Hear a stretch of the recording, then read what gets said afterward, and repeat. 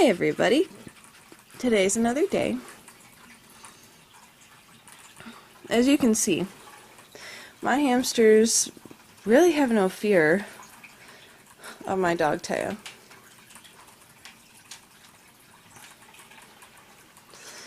And that's a good thing, because that's just one thing that I like to kind of prepare them for, is the smell of dogs, because a lot of people do have dogs. Same with cats. Taya normally likes hamsters. She just likes them a little bit bigger. She gets kind of nervous when they're this small because she doesn't want to hurt them. But she actually helps me if they escape, or she'll actually sniff them out and actually find them before I even know that they've escaped. She actually did that with Sheila and Sarah, though when they did escape, it was actually my fault for having the wheel too close to the edge, or one of the other times was they found a way to climb up because I put something once again right close to the edge, and then kind of popped up, and all of a sudden Taya there would just kind of sit right next to them, and the hamsters, since they pretty much were raised with Taya, would just simply just kind of crawl right underneath her, like, protect me. It was so cute. And then obviously Taya would alert me, so she's my hamster hunter without actually catching them with her mouth. So it's always nice to have her get to know them too, because obviously not most dogs or cats will be sweet enough to find hamsters. They would most likely want to eat them or play with them. Taya, on the other hand, I think she kind of almost sees them as puppies when they start getting to a bigger size, and so she just kind of protects them, so to speak. But she's so tiny, so that would explain it. And so I like to expose her to them when they're a younger age, and it also helps them with the smell of dog, that they don't end up worrying that it could eat them. Because if I pick up any of my hamsters right now, we'll just pick randomly. We'll go for you. Why not? Come here. Yeah. Now, if I bring him over to Taya, you'll see they'll sniff, but he doesn't freak out. In fact, he'll go back for more to sniff. And that's good, because then if he ends up getting exposed to a person who owns a dog, he won't automatically assume that with fear. And that's kind of a good thing, because I did have a hamster. Let's see if I can find him. Originally, Zach wasn't as friendly with Taya, but now if I take him out and I bring him next to Taya, he'll actually just lay by her and sleep by her. But then again, I'm sure Taya finds him to be more like a dog pup, because he's so small and he's white identically to her. So I just like to kind of expose them, because I know that they're safe, and it kind of helps them out in the long run to be a little bit more braver, which can cause them to be a little bit more sturdier, so they don't die of a heart attack when a dog comes and pops up their little head or big head towards them, because if they take in a whiff, they don't really see that as too much of a threat, because it kind of reminds them of me. So that's just one little tip. If you have a dog, cats I'm not really too worried about, because they tend to leave hamsters alone unless they escape. But for dogs, they tend to want to watch them.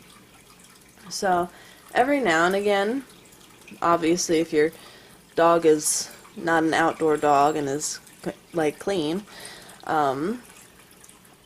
what you can do is just rub your hands a couple times on your dog and then let your hamster sniff it,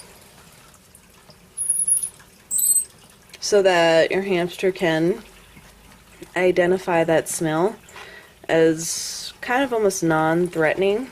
Obviously, it can take a little while before they understand that it's not there to hurt him or her. And I know that that can cause issues, because actually my cousin's hamster actually died from a heart attack when their dog ended up looking through their cage. And poor thing died of a heart attack because it was so scared. So I just like to kind of take that as a little bit of precaution. Obviously not all hamsters are like that, but I just like to take a few precautions on it at least, so that I know for a fact that my hamsters aren't going to die from a heart attack from smelling a dog, since, like I said, they're a little bit more aggressive than a cat when it comes to pestering, because obviously most dogs think that they're more like chew toys or play toys, and obviously it can cause a hamster to get a little freaked out every now and again. Though I haven't really heard of too many other cases other than my cousin's hamster, so I'm sure it's not that often. But like I said, I just like to be a little more cautious. And then, like I said, for the ones that I do keep, if they ever do escape, Taya, with their smell, will know exactly where they are and will literally hunt them down and sit right by them as soon as she finds them, which is a very, very good thing.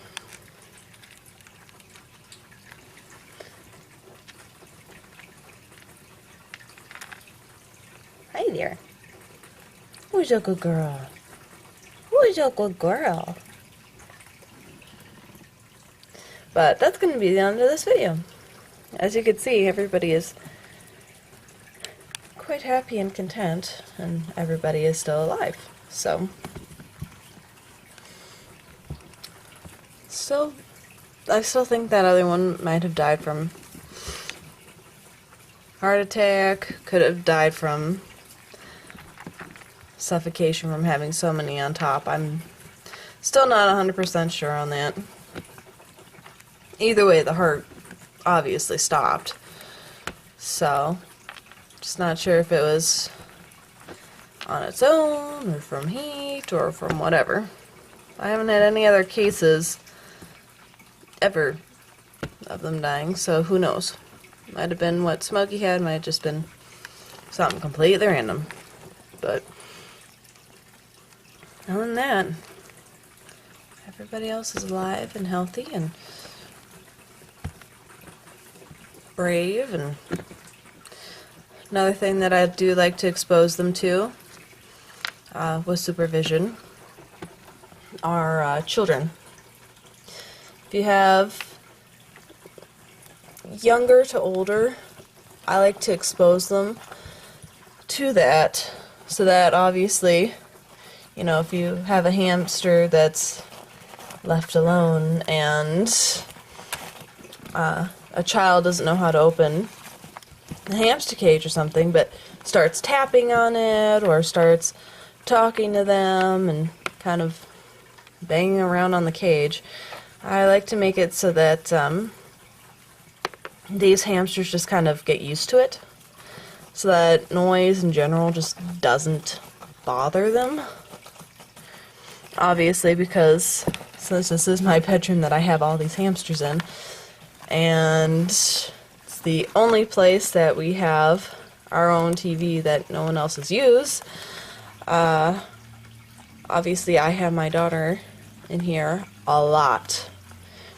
And with a 2-year-old, they can scream randomly, they can cry, babies in general can cry, and so, especially for younger hamsters, it's best to kind of expose them a little bit to that so that they don't think that something bad is going to happen to them.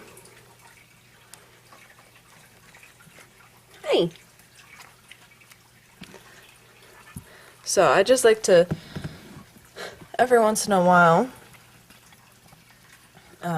work with them while there's a real noisy background.